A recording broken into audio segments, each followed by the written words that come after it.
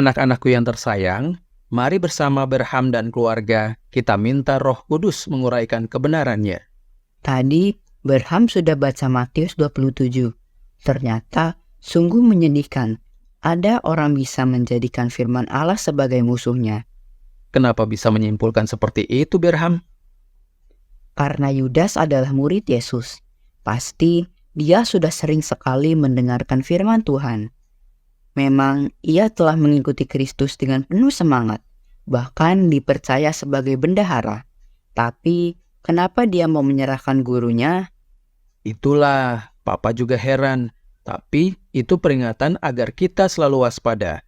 Mari kita perhatikan suara Tuhan yang akan kita dengarkan. Teman-teman, duduk yang manis ya, buka telinga lebar-lebar. Halo adik-adik, kita bertemu kembali di dalam saat teduh BDKA. Sebelum kita bersama-sama masuk ke dalam saat teduh ini, mari kita berdoa kepada Tuhan. Bapa di dalam surga, kami berdoa memohonkan kepadamu, kiranya Engkau memberikan kepada kami firman Tuhan yang dikabarkan, sehingga melaluinya kami boleh dipersekutukan dengan firman Tuhan, yaitu anak-Mu yang tunggal, Yesus Kristus.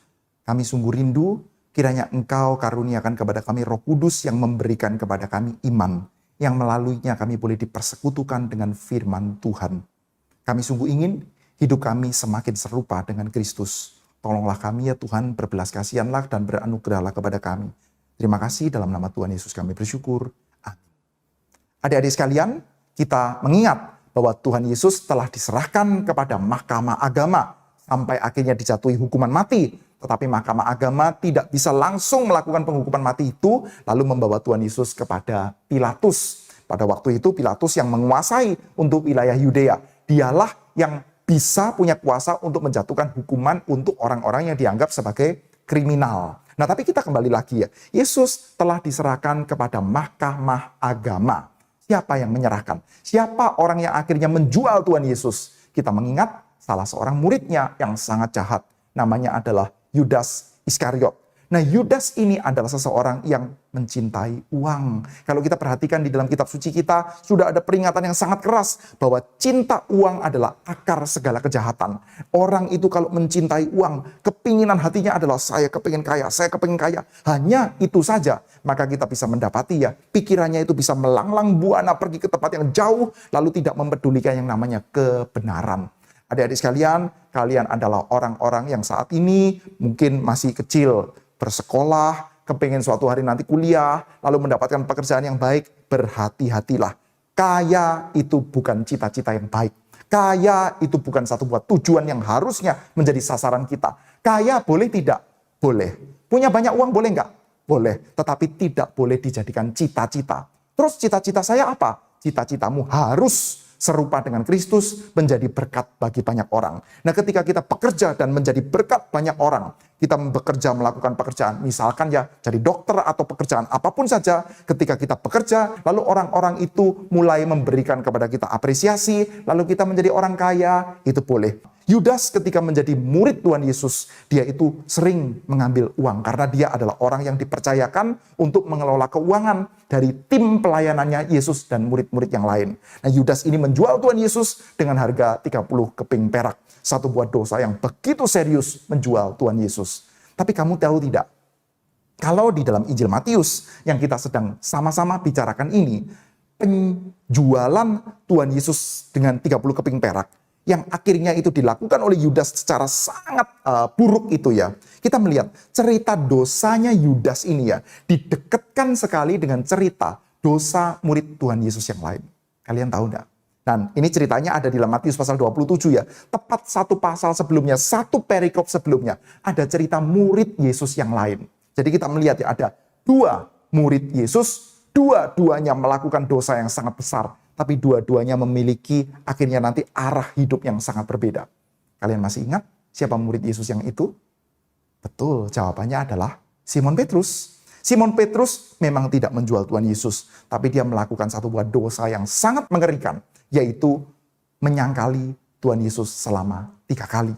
Dan kita melihat ya, ini adalah satu buah dosa yang sangat besar. Kenapa? Karena menyangkal Tuhan Yesus itu seperti dia melakukan satu buah kesaksian dusta. Di dalam perjanjian lama, kitab Keluaran, di dalam 10 hukum Tuhan, ada perintah untuk kamu tidak boleh menjadi saksi dusta. Saksi dusta itu tidak sama dengan berbohong. Berbohong itu buruk, berbohong itu dosa. Tetapi saksi dusta tidak sama dengan orang yang suka berbohong. Saksi dusta itu artinya apa? Nah, pada waktu itu adik-adik sekalian, untuk menentukan seseorang itu bersalah atau tidak bersalah di dalam pengadilan, maka sistem utama untuk mengambil keputusan adalah dengan mendengarkan suara para saksi. Jadi, kalau ada satu buah kejadian kriminal tertentu, misalkan ya ada pembunuhan atau ada perampokan, lalu mulailah orang-orang itu diperhadapkan kepada pengadilan, hakim mau memutuskan bingung, orang ini bersalah atau tidak. Lalu ditanya, Bapak A, apakah kamu membunuh Bapak B? Jawabannya adalah tidak. Wah, kalau jawab tidak, dia tidak tahu orang ini jujur atau tidak, bohong atau tidak. Nah, pada waktu itu belum ada CCTV seperti sekarang, belum juga ada teknik untuk melihat sidik jari dan lain sebagainya, belum ada. Maka teknik utama yang dipakai untuk memutuskan perkara itu adalah dengan menanyai saksi. Oleh karena itu saksi harus berkata benar, tidak boleh berkata dusta. Kalau saksi sampai berkata dusta, maka orang benar bisa dijatuhkan penghukuman, lalu orang yang bersalah ternyata bisa juga dibebaskan. Nah, kita mengingat ya suatu kali dalam sejarahnya Israel, pernah ada satu orang raja yang sangat lalim, dan dia juga memiliki istri yang sangat jahat, namanya Raja Ahab, dan juga istrinya namanya Isabel. Nah, dia itu memanggil saksi-saksi palsu, lalu melalui kesaksian-kesaksian dusta, satu orang yang bernama Nabot itu akhirnya dijatuhi hukuman mati. Apakah Nabot bersalah? Tidak, tapi dia dijatuhi hukuman mati. Saksi itu adalah orang yang perannya sangat kunci untuk membuat seseorang itu bisa dibebaskan atau dijatuhi hukuman.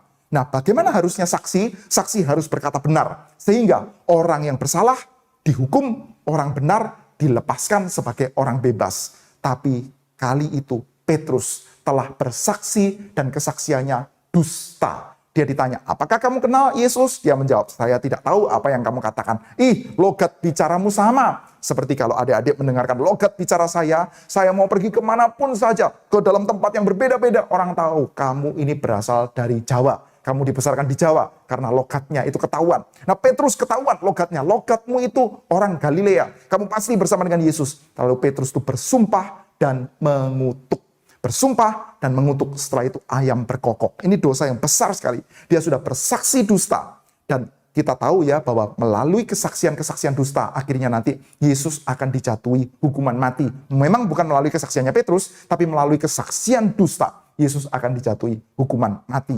Maka Petrus sebetulnya, menurut hukum di dalam perjanjian lama, dia harusnya dijatuhi hukuman mati.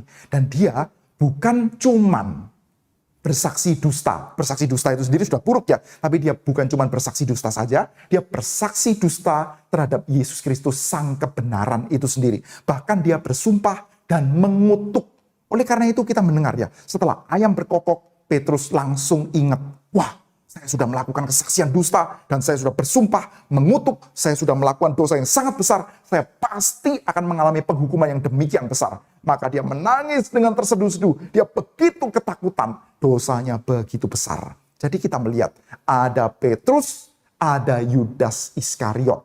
Tetapi kita tahu ujungnya berbeda sekali. Saat ini ketika Anda semua itu pergi ke gereja, ke sekolah minggu, dengar nama Yudas Iskariot, kita mendengar kata pengkhianat, menjual Tuhan Yesus. Tapi mendengar nama Rasul Petrus, kita mendengar ucapan apa? Dia adalah rasul. Dia adalah rasul yang akhirnya nanti akan menulis surat kepada orang-orang di Asia Minor. Dia adalah rasul yang sangat luar biasa. Dia juga memberitakan Injil dan dia juga memiliki kontribusi di dalam kitab suci kita. Ada surat 1 dan 2 Petrus. Nah, itu sangat luar biasa. Kenapa? Dua murid Yesus yang sama-sama berdosa besar, kok bisa punya dua akhiran yang sangat berbeda.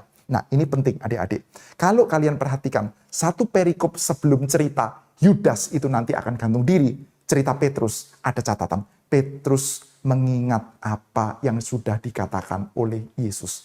Petrus pikirannya, hatinya terperangkap oleh Yesus. Dia dikuasai oleh Yesus. Meskipun dia ketakutan, meskipun dia menangis terseduh-seduh, meskipun dia sangat takut karena dosanya begitu besar dan layak dijatuhi hukuman mati, tapi dia diperangkap oleh anugerah dari Allah di dalam Yesus. Sementara Yudas Iskariot, apa yang dilakukan dia?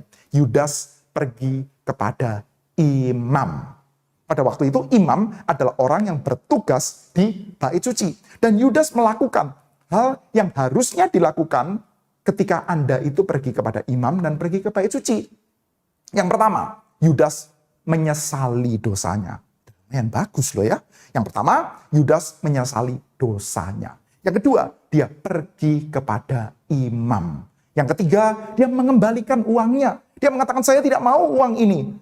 Saya sudah melakukan kejahatan terhadap orang yang tidak berdosa, yang tidak bersalah kepada Yesus guru saya. Saya tidak mau uang ini.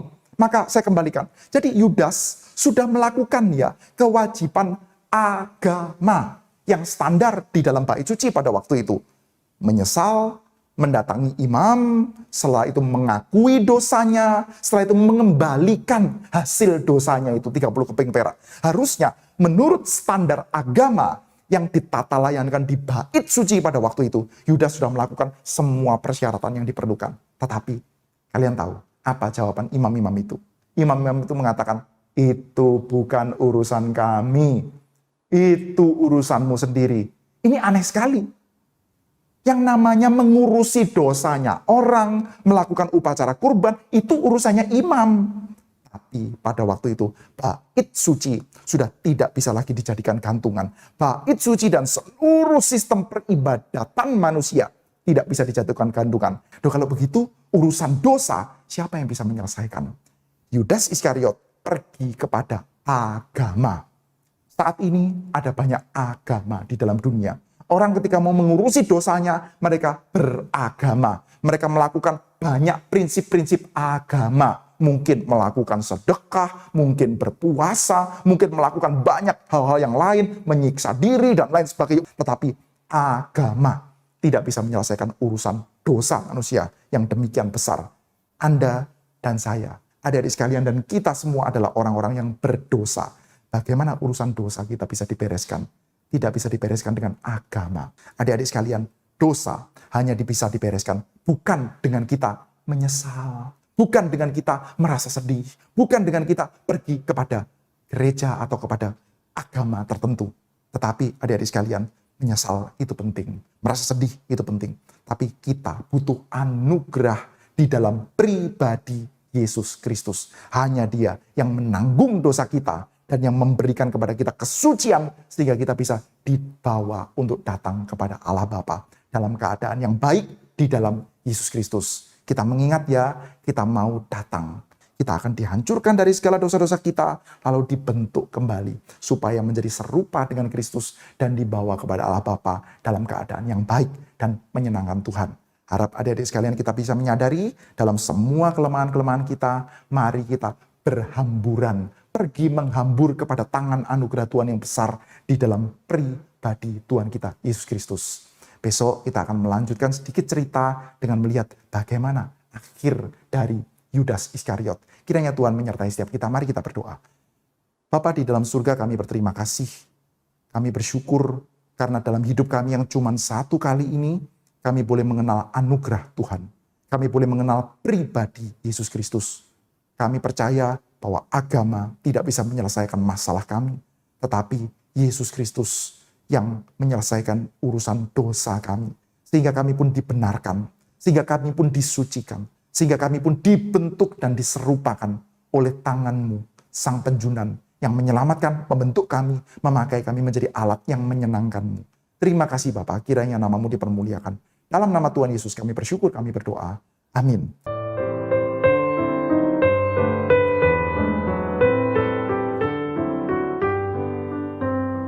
Memang, manusia akan hidup tanpa pengharapan jika tidak mendapatkan kasih dan anugerah Allah. Yudas adalah contohnya. Dia mencari kebahagiaan palsu. Mungkin kita juga sama. Misalnya kekayaan, kehormatan, atau kesehatan, dan lain-lain. Anak-anak, kita bersyukur ditarik oleh firman-Nya, diberikan hadiah terbesar melalui Yesus Kristus yang sanggup memulihkan kehidupan umat-Nya. Firman Allah memang selalu tergenapi, benar-benar ajaib. Yuk baca terus Alkitab dari Matius 27 ayat 6 sampai 10. Salam.